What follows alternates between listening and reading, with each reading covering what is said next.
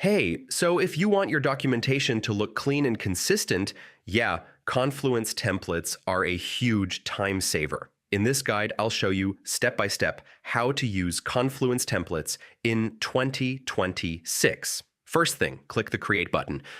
This opens the page creation screen. Next, select a template. So you'll see options like meeting notes, project plans, and more. All right, preview it. Check the structure before using it. Now edit the template.